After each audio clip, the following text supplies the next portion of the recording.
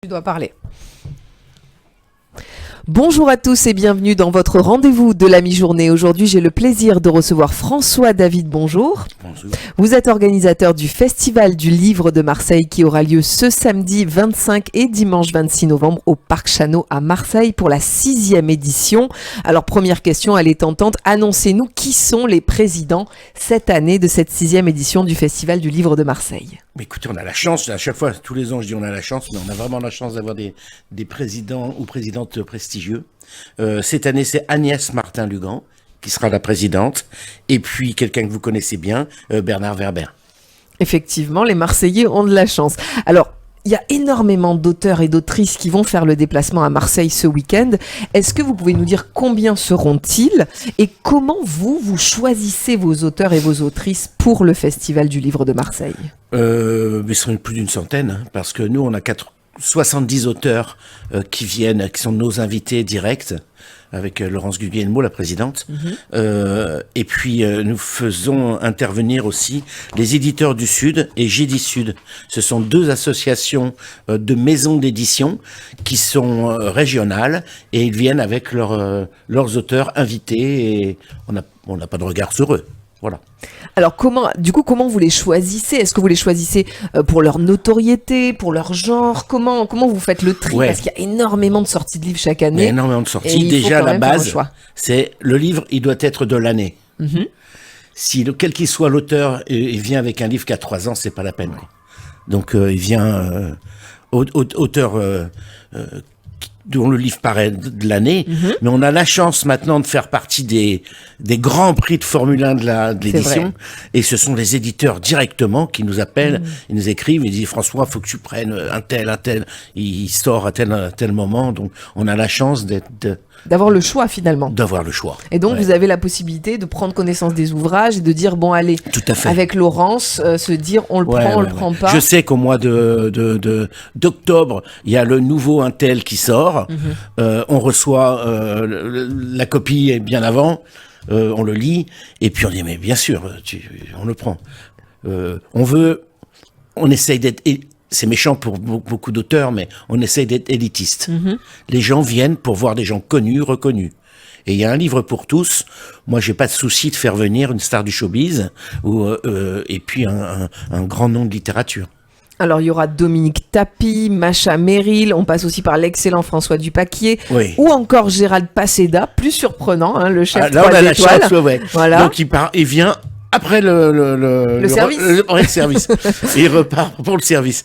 Donc, on aura Gérald avec nous, Paseda. Donc, vous avez aussi à cœur d'aller chercher des personnalités locales qui ont un lien avec la cité phocéenne ? Oui, mais il faut que ce soit des auteurs nationaux. Avec une notoriété nationale. Avec une notoriété nationale. J'imagine que Dominique Tapie, vous attendez beaucoup. J'étais avec elle hier, vous voyez, donc voilà. Et alors, dans quel état d'esprit est-elle ? Plus sympa, il n'y a pas. C'est une merveilleuse femme et elle a beaucoup de courage. Et j'adore me déplacer avec elle, quoi.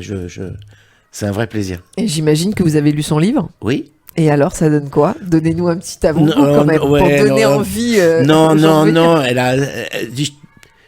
J'ai plus de 50 ans de ma vie avec lui. Donc, c'est plus à moi de dire ce qui s'est passé.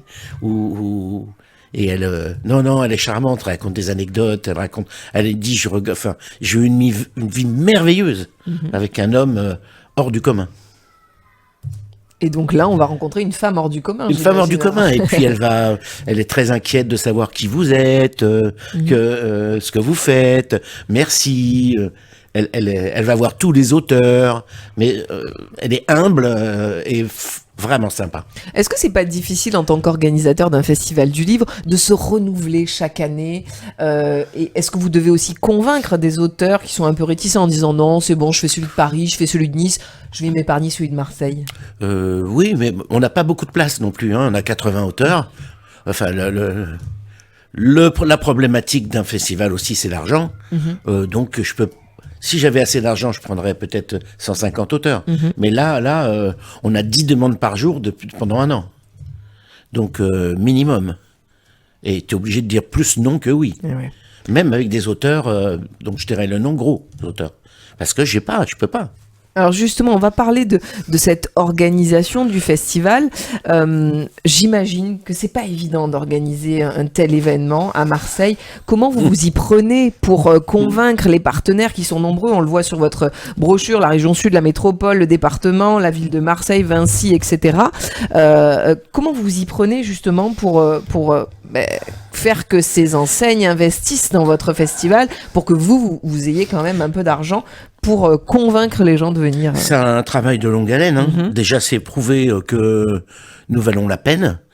Que voilà, ce festival, je vous dis, c'est un Grand Prix de Formule 1. Donc, il fait partie c'est la 2e ville de France. Elle se doit d'avoir un festival de livres, même si c'est pas le vœu d'une mairie. Voilà. Vous regrettez justement un manque d'investissement peut-être de la ville de Marseille qui ne mise pas sur ce festival du livre, il faut le dire. Oui, mais enfin bon, c'est pas leur. On m'a dit que c'était pas ce qu'ils voulaient comme culture. Point à la ligne. C'était pas la priorité. Ah, c'est pas du tout leur culture. Et vous le regrettez? No comment. Alors évidemment, vous pouvez quand même compter sur d'autres investisseurs privés aussi. Mettons investisseurs privés, vous avez une radio concurrente qui c'est pas concurrent parce Radio que Vinci. Radio Vinci, ils sont venus nous voir, ils font Brive et Vannes. Et Brive, c'est quand même le festival où tout le monde va. C'est vrai. Et on veut travailler avec vous. Super. Et vous pouvez avoir une autre radio partenaire, et ça nous fait même plaisir, etc., etc. Et c'est Radio JM. Et Radio JM. Formidable. Donc oui, voilà, il faut rappeler malgré tout que vous dites c'est la 2e ville de France, Marseille doit avoir son festival du livre, mais pour autant, ce n'est que la 6e édition. C'est-à-dire que vous êtes lancé quand même dans cette bataille, il n'y avait rien, c'était un désert littéraire. Bon, ça fait 30 ans que je bosse dans ce milieu. Je travaillais aux éditions Robert Laffont pendant 25 ans. Je m'occupais des auteurs, aussi des signatures. Partout en France, j'amenais les auteurs. Donc, je côtoyais, moi, aussi bien les gens d'Albin, de Gallimard, parce que c'est un grand barnum. On va de ville en ville, et tous les week-ends, on emmène un tel, et puis tu connais les attachés de presse, tu connais les éditeurs, pas forcément de ta boîte, mais c'est un barnum. Ce sont et puis les auteurs, tu les as, quels qu'ils soient, des grands noms politiques ou acteurs, ils te donnent leur bébé avec leur livre. Ils sont très très très sympas avec les gens qui s'occupent de leur nouveau petit bébé. Et à partir de là, tu fais voilà. Pour moi, c'est facile. Je venais en tant qu'éditeur à Marseille. J'habitais Marseille, puisque je faisais Perpignan, Menton, Lyon, enfin, comme secteur d'activité. Il n'y avait rien à Marseille. Il y a eu un salon qui était pas mal, c'était le salon du Figaro, à un moment. Mais il y a 12 personnes qui venaient, quoi. Parce que si tu le mets, c'était au Faro. Tu peux pas, une personne âgée va pas au Faro monter...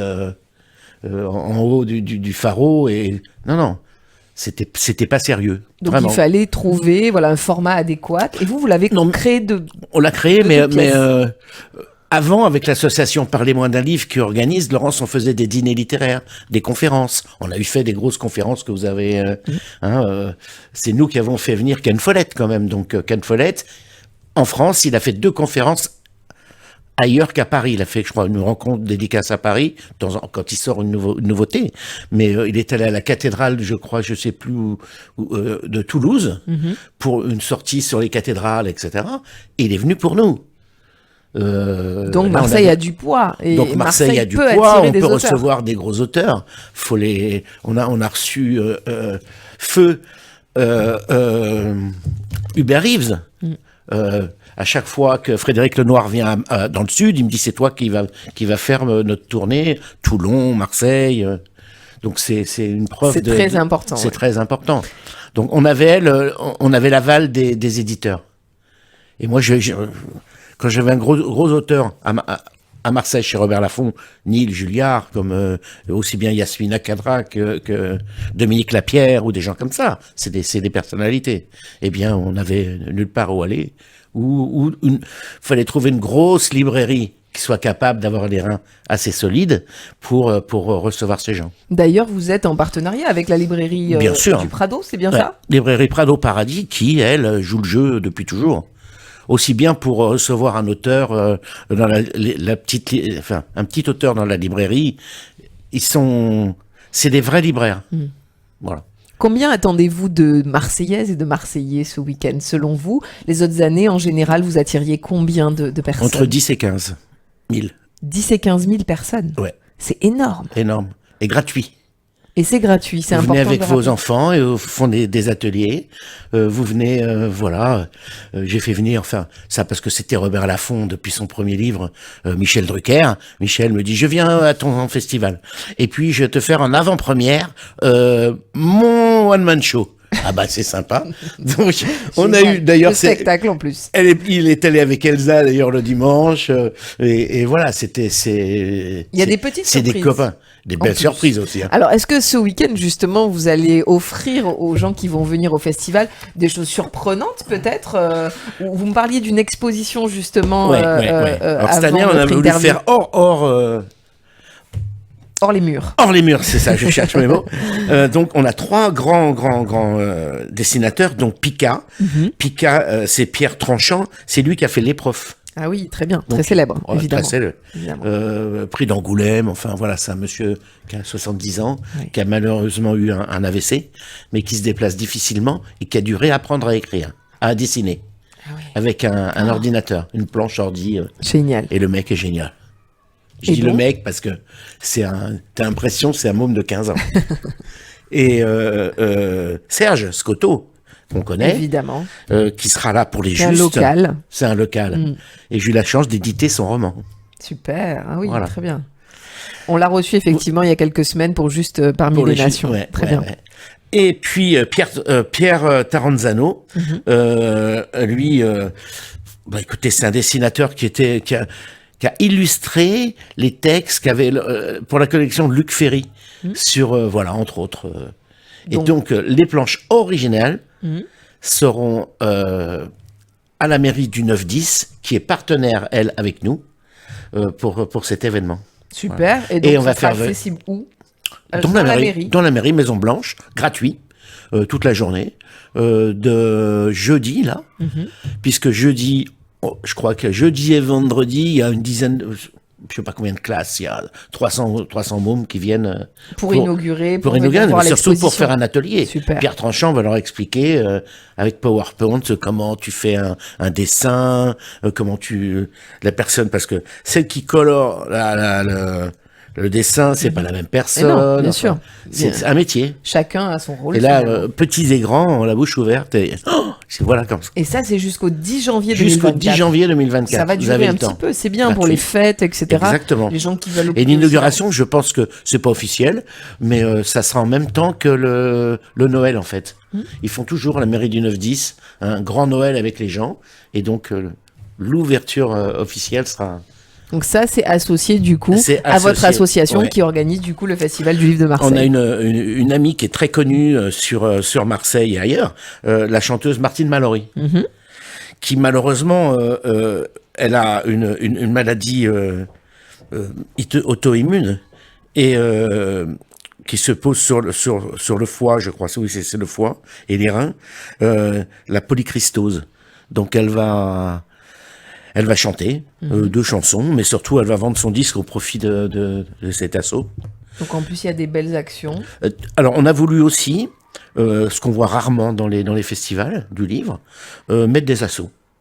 L'an dernier on avait la petite chanteuse qui a perdu la vue de The Voice. Et puis cette année aussi on met les gendarmes. Les gendarmes à l'honneur. Les gendarmes à l'honneur pour la 3e année. J'y tiens vraiment... personnellement, puisque je suis gendarme, voilà. Ah bon, on en apprend tous les jours, c'est bien. De la réserve citoyenne. Bon, je fais pas traverser les mômes, mais justement, je les mets à l'honneur pour ce genre de festival. Et donc, ça, il va y avoir la remise d'un prix, c'est ça? Il y a le lauréat du prix de la gendarmerie. On a des prix, on a le prix de l'évêché qui est là, qui est vachement important à Marseille. Oui, c'est vrai. Qui a été fait par les policiers. Et le lauréat sera là. Et puis le lauréat du prix de la gendarmerie. Ça fait 3 ou 4 ans. C'est Plomb qui fait le...